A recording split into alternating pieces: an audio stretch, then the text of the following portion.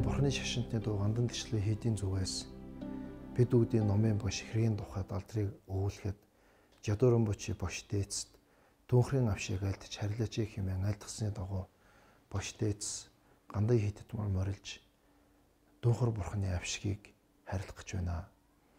Урд Бурхан багш бэлэг баримтын судрыг айлтгахтын нэгэн зэрэг балдан бариун хэмээх суурганд хувилсан дүрээр дүүнхэр Бурхны дамжлага дандрын ном авшигийг харилсан байдаг.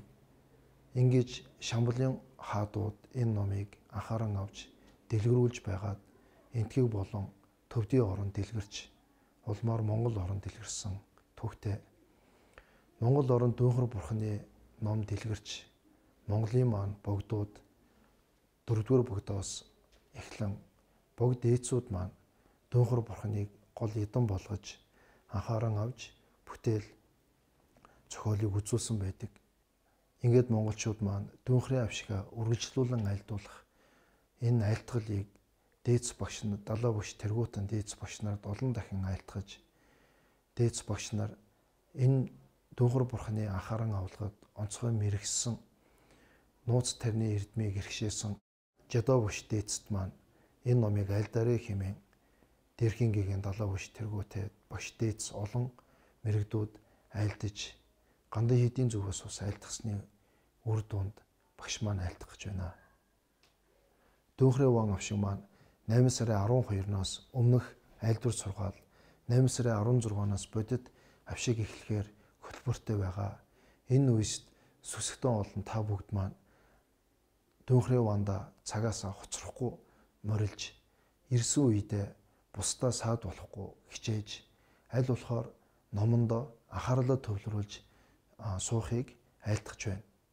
Учир юу гэвээс нууц тарны ном авшиг хүртэн гэдэг маань дээдс багшийн айлдж байгаа тэр дагуу өөрийн оюунаа хөтлүүлж юу бодож төсөөл гэж айлдж байна.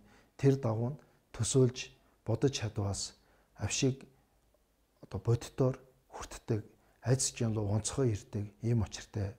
Аливаа Бурхны авшиг хүртэн гэдэг маань бидэнд байгаа тэргүүлшгүй эрцэгээс угаа өөрт байгаа авьяасыг тухайн Бурхан тэдгээр аршаан олон зүйлийн хүчээр тэр авьяасыг сэргээж тэр авьяас сэргснээр бид даруйдын өвчин элдвийн барцал саадаас ангижрах улмаар өөрт зөв бодол зөв дадал улам хүчтэй болох аштын хэрэг энэ зовлонгоос бүрэн гарах энэ авьяас суурин тавигддаг юм учиртай.